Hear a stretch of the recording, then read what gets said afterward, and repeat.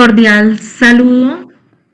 Nuestra sustentación tiene como título Voces que permanecen, el poder del podcast para acompañar la escuela y prevenir la deserción en territorios olvidados, en este caso Cartagena El Cheira Caquetá, autoría de Nubia Fierro, Freddy Ortiz, Rubí Steiner Rojas y nuestro asesor Juan Gabriel Castañeda Polanco. Esta investigación se nace de una realidad que no se puede ignorar, no la podemos ignorar. En muchos contextos rurales, como lo es la institución Peñas Coloradas, los niños se enfrentan condiciones de vida complejas que afectan directamente su permanencia en las aulas, en las escuelas. Aquí no hablamos solo de la pobreza o de la falta de recursos, sino de historias marcadas por el descuido, digámoslo así, la sobrecarga familiar y también la ausencia de hábitos saludables. Desde ahí entendimos que no se basaba o no bastaba con estrategias genéricas. Por eso nos propusimos a construir una respuesta pedagógica que escuchara estas realidades y que permitiera acercarla a la escuela, a la vida cotidiana de quienes más lo necesitan, que son los niños, ¿no? En la escuela rural el problema no era solo la inasistencia, sino el desgaste silencioso que iba o que va alejando a los estudiantes del aula. Aquí también se identificó el desinterés. Que el desinterés no venía solo por falta de capacidad, sino por la conexión entre lo que se enseña y lo que se vive en casa. Las dificultades que hay muchas veces en las casas de nuestros estudiantes. A esto se suman condiciones de vida difíciles y prácticas pedagógicas que, que no siempre se consideran en el contexto rural. Por eso el objetivo fue claro: prevenir la deserción estudiantil a través del podcast, no como moda digital, sino como un espacio donde los niños pudieran narrar sus historias, sus vivencias, y al hacerlo empezar a reencontrarse con el sentido de estar en la escuela.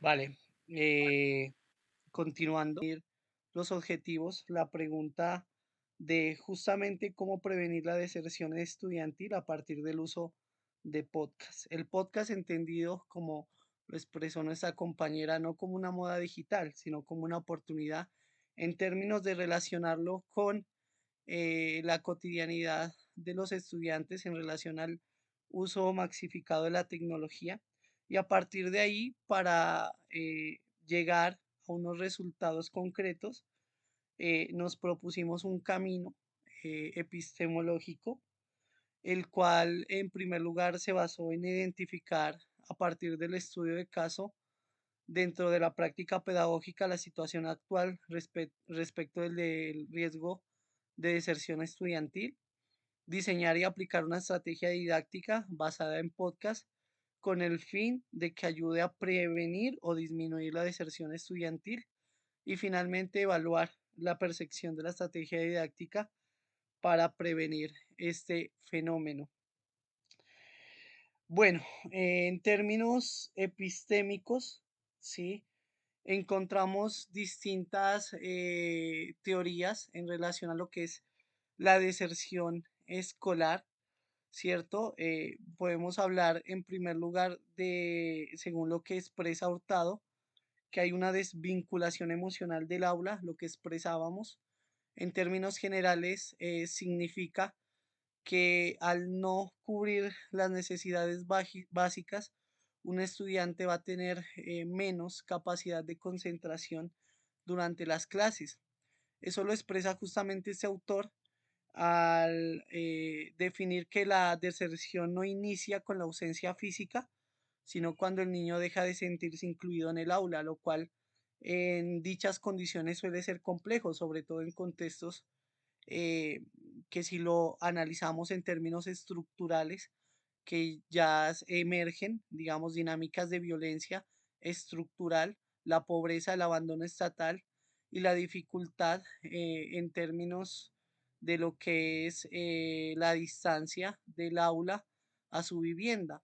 Esta situación desvincula emocionalmente del aula al estudiante, lo que genera un grave problema para que pueda continuar sus estudios. Por otro lado, de acuerdo a Cruz, Cruz es un autor muy relevante porque él nos habla de los términos académicos, en términos pedagógicos, perdón, la necesidad de que un estudiante, conectando con lo que expresó Hurtado, eh, tenga cubiertas sus necesidades básicas, ¿no? Lo que hablábamos anteriormente, factores estructurales y económicos, ¿no? Señalando que muchas veces estas situaciones generan por fuerza mayor que el estudiante decida abandonar sus estudios, sea por desconocimiento de sus padres, al invitarlos a que mejor sean parte de la mano de obra del hogar, de la fuerza económica del hogar y por lo tanto le den más preponderancia a la subsistencia de sus familias que a la continuidad de sus estudios. En el caso de lo curricular, muchas veces, como lo expresó Hurtado, dentro de su teorización, los currículos están muy alejados del contexto. Eh, y normalmente es una tendencia en estas nuevas realidades que el estudiante siente que estudiar, valga la redundancia, no le sirve para nada y decide empezar otros caminos que le ayuden de forma más acelerada a progresar económicamente, entendiendo que el proceso académico es largo y un poco dispendioso. Por otro lado, la débil participación familiar en el proceso educativo, mm, como lo expresaba, la necesidad de que el estudiante se empiece a involucrar en la fuerza económica y por lo que es, digamos, importante más que todo empezar a abordar el papel de los padres de familia, ¿no? Muchas veces aislado de lo que son los procesos de educación. Inserción en zonas rurales sigue siendo una urgencia educativa. Y lo más preocupante es que muchas veces se diseñan estrategias sin escuchar a quienes realmente la viven. Esta investigación parte de una necesidad real, ver por qué los niños se van, pero sobre todo por qué ya no quieren quedarse. ¿Sí? La escuela como institución aún tiene muchas dificultades para adaptarse a contextos vulnerables. Por eso esta propuesta busca fortalecer el vínculo entre el estudiante y el aula a partir de estrategias cercanas, como lo es el podcast, que les permite narrar su historia y construir soluciones desde su experiencia. La metodología de nuestra propuesta presenta un enfoque cualitativo con una mirada crítico-social, lo cual nos permitió a través del proceso comprender la deserción desde la experiencia vivida por los estudiantes y no solo desde las cifras. La población estuvo compuesta por estudiantes en una escuela rural, niños que enfrentan condiciones de vulnerabilidad que afectan directamente su permanencia en las escuelas. Para el diagnóstico usamos una entrevista semiestructurada estructurada, lo que nos permitió recoger percepciones y emociones durante la implementación. Aplicamos observación directa en el aula, lo cual nos permitió captar actitudes, participación y vínculos. Y para lo que es la evaluación del proceso, utilizamos el diario de campo como herramienta de registro reflexivo.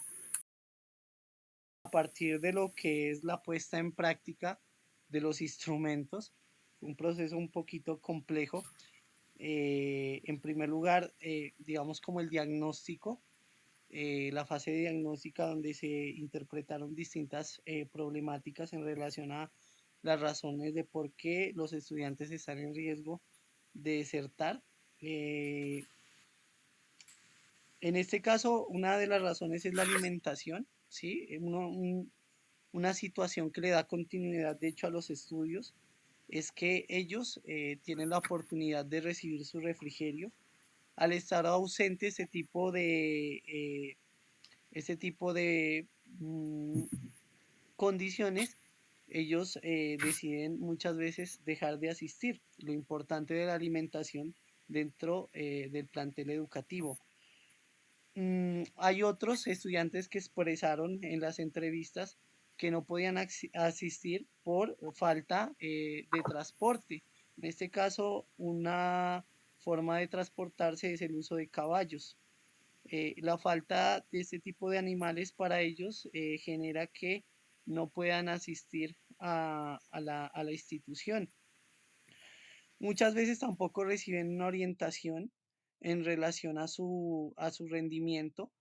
Cuando ellos empiezan a flaquear, tienden a desmotivarse y normalmente optan por desvincularse de la institución. En este caso, muchos estudiantes expresaron que han pensado en retirarse por dicha situación. Los medios tecnológicos para los estudiantes son llamativos. Para ellos esto generaría un mayor interés en sus estudios. Otra problemática que se evidencia es que los papás muchas veces no los mandan a estudiar.